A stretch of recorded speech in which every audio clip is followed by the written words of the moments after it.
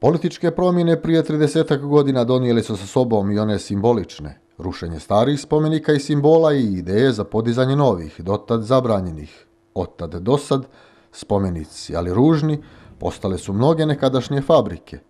One, poput ovih beranskih, prestale sa radom, a priča i djelo sa spomenicima novim ne prestaje nego jača.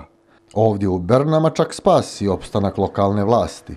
Predsjednik Skupštine, inače istoričar, već godinu nije uspijevao da okupi odborničku većinu dok se ne pojavi o spomenicima priča. U ovom parku gdje stojimo, a koji će se zvati Ruski, ruskom heroju maršalu Žukovu i ruskom dobrovoljcu, a našem Leksu Sajičiću, bit će podignuti spomenici.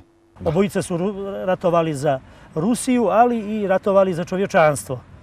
Od mauzoleja na Lovćenu do spomenika Vojvodi Mirku, od Crkvice na Rumi do Sahat Kule i ređali bi tako dugo tek od spomenika do spomenika širom Crne Gore, spomenik kontraverzi Niče. Ovaj postament u Beranskom zaostrom čeka izlivenu pa skrivenu bistu četničkom komandantu Pavlu Đurišiću i čeka odobrenje Ministarstva kulture. Predsjednik Skupštine Berana ne nada se pozitivnom odgovoru. Vjeruje u antifašizam, no ne vjeruje da će ga priznati Đurišiću, osuđenom ratnom zločincu. A bili želio, želio bi. Da li je on bio zlikovac? Ne. Zločinac? Ne može biti zločinac onaj koji brani svoj narod. Njegoš kaže zločinici, od zla se braniti, tu zločinstva nema nikakvog. Mi bi danas da kažemo da su zločinci oni što su napali Siriju. Deposilstva Pavla Đurišića su bila takva da su sezala odavde iz Vasojevića pa preko Bihora do Foče. Dosta je tu izmišljotina. Da nije bilo Pavla Đurišića, kaže Ustaše, u tom kraju bi nas sve poubijale. I baš je ovo zanimljiva priča. Toliko zanimljiva da mi u Crnoj Gori samo o istoriji i o spomenicima pričamo, a to što narod ovako živi, hajde bogati, doći će i to na red. Treba podizati spomenike, naravno narod, nijesu spomenici skupi. Da, pa i Račiću ovdje blizu u Slatini. To su njegovi potomci, odnosno brstvenici, podigli spomenik na privatnom imanju. U priči o spomenicima, gospodina Dukića morao sam naći. Čovjek, ama prvi, ja volim mnogo kad je neko prvi, ma i osuđen zbog podizanja spomenika. Spomenik Puniši Račiću, u naredne 2 godine, ako šta tamo darnete, vi 6 mjeseci u zatvor. Tako kažu. Prihvatio sam da sam kriv, iako se ne kajem za dijelo koje smo učinili. I kad je bilo prilike, ponovo bih isti posao uradio, jer ne možemo da se stidimo, niti smo ukrali, niti smo ošpijali, nego podigli spomenik svom brstveniku, koji je, osim u jednom dijelu svog života, vrlo značajan ličnost bio za našu regiju, pa za Crnu Goru u cijelini i za bratstvo posebno. Naravno, vi ste neko ko ne sporite da je on ubio. Apsolutno. U parlamentu. To je čin koji i mi osuđujemo. Ali, kao bratstveniku i velikašu, bezmalo su 90 godina u Slatini čekali da mu spomenik podignu. I podigoše ga na Petrovdan ljetos. Dugo su ga čekali, a kratko su ga gledali. Svega par dana. Ekspresnom reakcijom crnogorskih vlasti naređeno je da spomenik ubici trojice poslanika Hrvatske seljačke stranke u parlamentu Kraljevine Srba, Hrvata i Slovenaca 1928. mora biti srušen. Sasvim jasan, prije nešto više od 2 mjeseca bio i premijer. U redu, uklonjena je ploča, ali mora biti uklonjen spomenik. I ispratit ću kada će taj spomenik biti, odnosno postament na kojem je bila ploča uklonjen.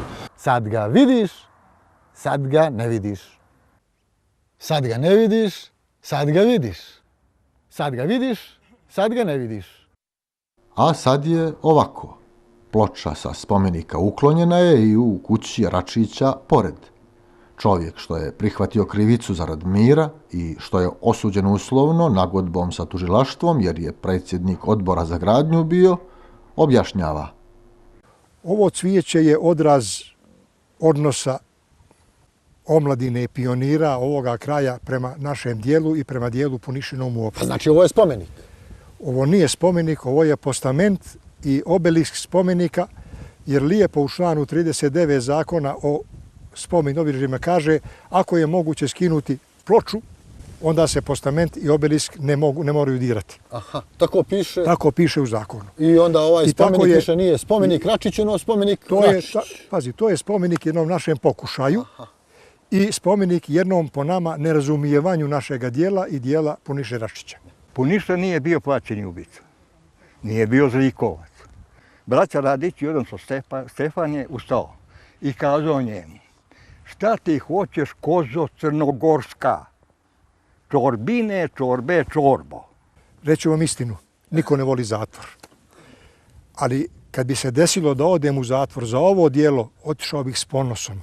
Sve o simbolima da pričamo. Beran je grad u kome se odvoji Petnica, Petnica na svoj grb džamiju, a Beran je naravno manastir. Star 800 godina. Da. Najstarija svetinja Jedna u Crnoj svetinja Gori. kulture. U današnjoj Crnoj Gori. Jeste. Čudo. I Jeste. treba to su pozdraviti i obilježiti. simboli, većinsko stanovništvo je ovdje Da. pravoslavno, a tamo većinsko stanovništvo muslimansko. Jeste. Ali na grbu Berana na manastiru nema krsta. Nema. To je usvojeno prije 30 godina. Pa gdje ode taj krst? Prije 30 godina ti su ljudi ipak nastali iz jednog komunističkog perioda i vjerovatno iz tog razloga nisu to shvatili, nego su ga smatrali da ne svetinjom, nego kulturno-istorijskim spomenikom. I oni često to govore kulturno-istorijski spomenici. Tragikomičnije mi je kad krst na Sahat Kuli zovu željezna konstrukcija, pokazivač strana To svijeta. je skandal, ko to tako kaže. Pa vlast lokalna, Za tako to zove. bilo koji simbol da se kaže da je to konstrukcija. To je simbol jednog vremena, jednog naroda i mislim da tu ništa nije sporno. Da narod ima svoje simbole, da ima svoje, većina naroda, kažemo, ne možemo svi narodi da budu zadovoljni, no većina naroda. Pričali bi ovako satima ili sahatima. Tako je. A Sahat Kula ili Sahat Kula ili Saat Kula? Uglavnom vrijeme teče. Šta bi se desilo da sam ja izjavio o Njegošu što je izjavio gospodin Muhović? Vjerovatno bih otišao prije nego za Punišu u zatvor, jer bi povrijedio istoriju Crne Gore i jednu veliku crnogorsku ličnost. Jer da vas podsjetim, poznata psihološkinja ili psiholog Mirjana Mira Lečković, koja stvara i živi u Americi, napisala je: narod koji ne poštuje svoju istoriju, narod koji zaboravlja svoju istoriju i ne poštuje svoju tradiciju, psihički obolijeva.